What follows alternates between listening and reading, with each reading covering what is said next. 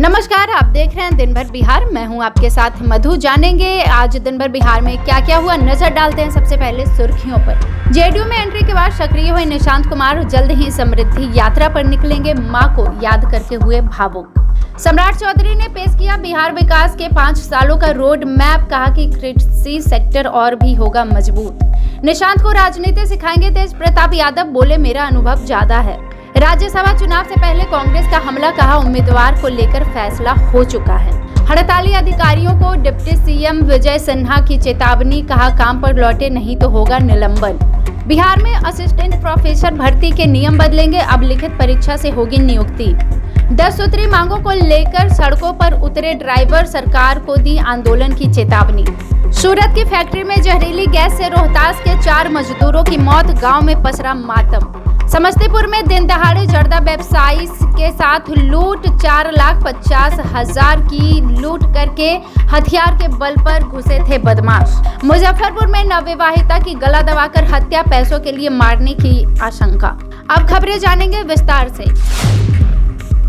JDU की सदस्यता लेने के बाद निशांत कुमार लगातार सक्रिय नजर आ रहे हैं। सदस्यता के अगले दिन ही उन्होंने जननायक कर्पूरी ठाकुर की प्रतिमा पर माल्यार्पण करके उन्हें श्रद्धांजलि अर्पित की। साथ ही उन्होंने अपनी मां स्वर्गीय मंजू सिन्हा की प्रतिमा पर भी पुष्प अर्पित किया। इस दौरान वह अपनी मां को याद करके भावुक हो गए। निशांत कुमार ने कहा कि अपनी मां की उन्हें बहुत याद आती है, अगर आज वह साथ होती तो यह पल और भी खास हो जाता। निशांत कुमार ने बताया कि वह जल्द ही समृद्धि यात्रा पर निकलेंगे। इस यात्रा के तहत वह बिहार के सभी 38 जिलों का दौरा करेंगे और लोगों से मिलकर विकास और जन समस्याओं को समझने का प्रयास करेंगे। इसी क्रम में निशांत कुमार आज पटना साहिब स्थित गुरुद्वारा भी पहुंचे, जहां उन्होंने माथा टेककर आशीर्वाद दिया और कहा कि वह सभी धर्मों का सम्मान करते हैं। वहीं दूसरी ओर मुख्यमंत्री नीतीश कुमार भी लगातार सक्रिय नजर आ रहे हैं। वह राज्य में चल रहे सड़क निर्माण और अन्य विकास कार्यों का निरीक्षण करने निकले और अधिकारियों को आवश्यक दिशा निर्देश दिए। बिहार के उप मुख्यमंत्री व गृह मंत्री सम्राट चौधरी ने राज्य के विकास को लेकर बड़ा ऐलान किया है। उन्होंने अगले 5 वर्षों में विकास रोड मैप की रूपरेखा सामने रखते हुए कहा कि सरकार का फोकस कृषि, किसानों की आय और प्राकृतिक खेती को बढ़ावा देने पर रहेगा। सम्राट चौधरी ने कहा कि आने वाले समय में प्राकृतिक खेती को बढ़ावा देने के लिए ठोस योजनाएं तैयार की जा रही है। किसानों को रासायनिक खेती से होने वाले नुकसान से बचाते हुए उन्हें प्राकृतिक खेती की ओर प्रोत्साहित किया जाएगा, ताकि उत्पादन भी बढ़े और जमीन की उर्वरता भी बनी रहे। उन्होंने कहा कि राज्य में गन्ना उत्पादन को बढ़ाने पर विशेष ध्यान दिया जाएगा। इसके साथ ही किसानों की खेती से जुड़े जिन भी समस्याएं हैं, उन्हें चुनौतियों का सामना करना पड़ता है, उन्हें भी समाधान किया जाएगा। सरकार उन्हें गंभीरता से लेते हुए आगे समाधान करेगी। उप मुख्यमंत्री ने भरोसा दिलाया कि आने वाले 5 वर्षों में सरकार कृषि क्षेत्र को मजबूत करेगी और हम 25 चीनी मिलें खोलेंगे। मुख्यमंत्री नीतीश कुमार के बेटे निशांत कुमार के जनता दल यूनाइटेड की सदस्यता लेने के बाद बिहार की सियासत में बयानबाजियां तेज हो गई है। विपक्षी दलों ने इसे लेकर जदयू और मुख्यमंत्री पर परिवारवाद को लेकर सवाल उठाने शुरू कर दिए हैं। लालू प्रसाद के बड़े बेटे तेज प्रताप यादव ने कहा कि राजनीति में परिवारवाद होना नहीं चाहिए। उन्होंने कहा कि उनकी पार्टी जनशक्ति जनता दल में भी परिवारवाद की जगह नहीं है। ये जगह सिर्फ आम कार्यकर्ताओं को शीर्ष पद पर मौका दिया जाएगा। हालांकि तेज प्रताप ने निशांत के राजनीति में आने पर उनका स्वागत किया है। मीडिया से की बातचीत में उन्होंने बताया कि निशांत पहले से ही पार्टी में सक्रिय थे, अब औपचारिक रूप से सदस्यता दिलाई गई है तो वह दिखाई देंगे। उन्होंने यह भी कहा कि वह युवा रणनीति में आए हैं तो उनका स्वागत है। हम युवा है तो युवा को ही सपोर्ट करेंगे, बुढ़ापा का थोड़े करेंगे। निशांत के आध्यात्मिक झुकाव को लेकर पूछे गए सवाल पर तेज प्रताप यादव ने कहा कि दोनों में कोई समानता नहीं है। उन्होंने कहा कि हम पूजा पाठ भी करते हैं और बाइक भी चला लेते हैं, वे कहां बाइक चला पाएंगे। कांग्रेस के प्रदेश अध्यक्ष राजेश राम ने आज प्रेस कॉन्फ्रेंस कर बीजेपी और मुख्यमंत्री नीतीश कुमार पर तीखा हमला बोला है। उन्होंने आरोप लगाया कि बीजेपी ने नीतीश कुमार को डिजिटल अरेस्ट कर लिया है और अब बिहार की रणनीति पर उनकी नजर बनी हुई है। उसी तरह असर डालने की कोशिश की जा रही है जैसा पहले अन्य राज्यों में हुआ। राजेश राम ने कहा कि जिस तरह महाराष्ट्र में एकनाथ शिंदे के साथ घटनाक्रम हुआ, उसी तरह का राजनीतिक खेल बिहार में भी देखने को मिल रहा है। उन्होंने यह भी दावा किया कि आने वाले समय में ऐसा ही हाल आंध्र प्रदेश के नेता चंद्रबाबू नायडू के साथ भी हो सकता है।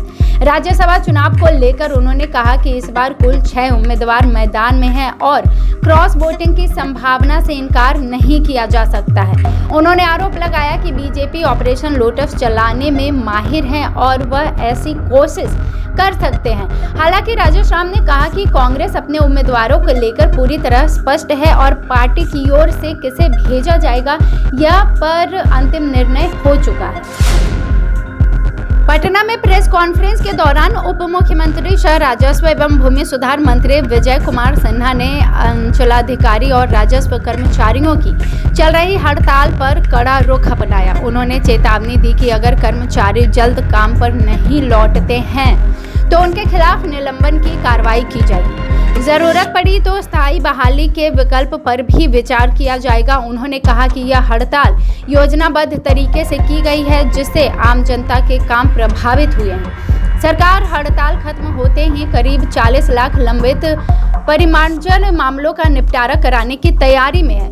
सेना ने बताया कि पुराने जमीन के दस्तावेजों में इस्तेमाल कैथी लिपि के अनुवाद के लिए 29 विशेषज्ञों का पैनल बनाया गया है जो जिलों में दस्तावेजों का अनुवाद करेंगे। इसके साथ ही राजस्व व्यवस्था में बदलाव करते हुए थानेदारों को सीओ कार्यालय में सुनवाई के लिए आने की व्यवस्था की गई है ताकि लोगों को बेहतर सुविधा मिल सके। बिहार में विश्वविद्यालय और कॉलेजों में सहायक प्राध्यापक यानी असिस्टेंट प्रोफेसर की नियुक्ति के नियमों में बड़ा बदलाव होने जा रहा है। प्रस्तावित नई नियमावलियों के अनुसार अब नियुक्ति केवल इंटरव्यू के आधार पर नहीं होगी बल्कि अभ्यर्थियों को 160 अंकों की लिखित परीक्षा देनी होगी। इसके साथ ही 40 अंकों का इंटरव्यू भी देना होगा। नई व्यवस्था में लिखित परीक्षा को 80% और इंटरव्यू को 20% वोटेज में देने का प्रस्ताव रखा गया है। खास बात यह है कि नेट क्वालिफाइड और पीएचडी डिग्री धारकों के लिए भी लिखित परीक्षा देना अनिवार्य होगा। मसौदे के अनुसार अभ्यर्थियों की न्यूनतम आयु 23 वर्ष और अधिकतम आयु 45 वर्ष तय की गई है। नियुक्ति की प्रक्रिया बिहार राज्य विश्वविद्यालय सेवा आयोग के माध्यम से कराई जाएगी। सरकार का मानना है कि नई और पारदर्शी चयन प्रक्रिया लागू होने से विश्वविद्यालयों में लंबे समय से खाली पदों पर उन्हें भरने में मदद मिलेगी और उच्च शिक्षा व्यवस्था को भी मजबूती मिलेगी। जहानाबाद, नवादा और भागलपुर में ड्राइवर एसोसिएशन ऑफ बिहार के बैनर तले चालकों ने अपनी 10 सूत्री मांगों को लेकर विरोध प्रदर्शन किया। कनौदी से शुरू हुआ आक्रोश मार्च शहर के मुख्य मार्गों से होते हुए कारगिल चौक पहुंचा, जहां चालकों ने 1 दिवसीय धरना देकर जमकर नारेबाजी की। प्रदर्शनकारियों ने ड्राइवर वेलफेयर फंड की व्यवस्था करने, हर गाड़ी में 6 रिकॉर्डिंग कैमरे लगाने और सड़क दुर्घटना में मृत चालक के परिवार को 20 लाख रुपए मुआवजा देने की मांग की है। इसके साथ ही अपंगता की स्थिति में 10 लाख रुपए की मुआवजा देने की मांग की है। मुफ्त इलाज और 60 वर्ष के बाद पेंशन योजना लागू करने की भी मांग उठाई गई है।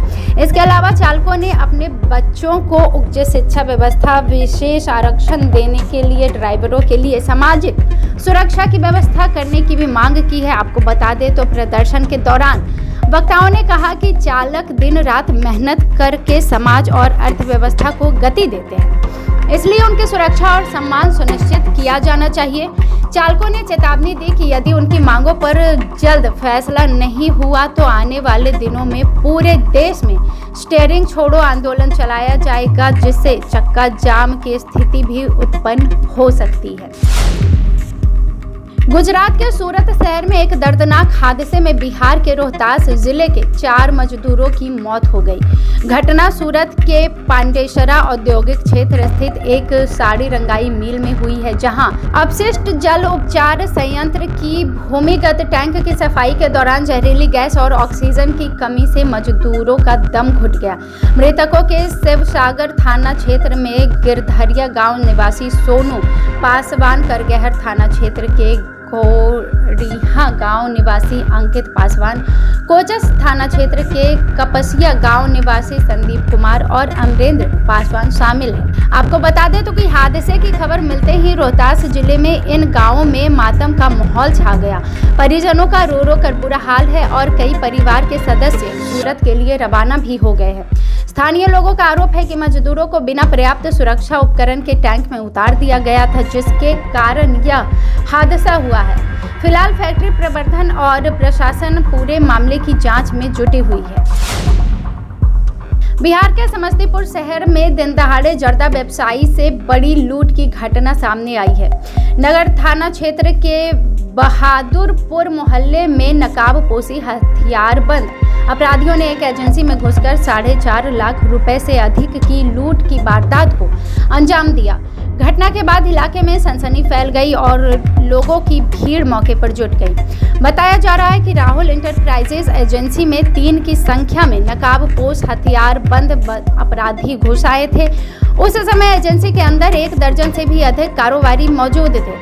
अपराधियों ने हथियार के बल पर गले में रखा 4 लाख से अधिक रुपए लूट लिया और वहां से फरार हो गए। घटना की सूचना मिलते ही नगर थाने की पुलिस मौके पर पहुंची और पूरे मामले की जांच में जुट गई। आपको बता दें तो कि पुलिस आसपास लगे सीसीटीवी फुटेज भी खंगाल रही है और अपराधियों की गिरफ्तारी के लिए इलाके में नाकेबंदी कर दी गई है। आपको बता दें तो इस घटना के बाद शहर के बीचों बीच सुरक्षा व्यवस्था को भी लेकर कई सारे इंतजाम किए गए हैं और ऐसे में सवाल भी खड़े किए जा रहे हैं। मुजफ्फरपुर जिले के पानापुर करियात थाना क्षेत्र के रोशनपुर गांव में मानवता को शर्मसार कर देने वाली घटना सामने आई है। यहां एक नवविवाहिता बबली कुमारी की गला दबाकर बेरहमी से हत्या कर दी गई। इस मामले में ससुर आलोक कुमार और सास भारती देवी समेत 6 लोगों पर पैसों को लेकर हत्या करने का आरोप लगाया गया। बताया जा रहा है कि शनिवार को बबली कुमारी की संदिग्ध परिस्थिति में मौत हो गई। रविवार को SKMCH में शव का पोस्टमार्टम कराया गया। मृतका के पिता नंदलाल पांडे के बयान पर पुलिस ने ससुर आलोक कुमार, सास भारती देवी, पति आकाश कुमार उर्फ रानू, ननद साक्षी देवी, जेठ प्रकाश कुमार और जेठानी रूपाली देवी के खिलाफ नामजद प्राथमिकी दर्ज कर ली है। आपको बता दें तो कि परिजनों का आरोप है कि बबली को लगातार पैसों के लिए लेकर प्रताड़ित किया जा रहा था और इसी बीच उसकी गला दबाकर हत्या कर दी गई। पुलिस ने त्वरित कार्रवाई करते हुए पति आकाश उर्फ रानू को गिरफ्तार कर लिया है, जबकि अन्य आरोपी फिलहाल फरार बताए जा रहे हैं। पुलिस का कहना है कि पोस्टमार्टम रिपोर्ट आने के बाद ही मौत के सही कारणों का खुलासा हो पाएगा। आगे की कार्रवाई की जाएगी।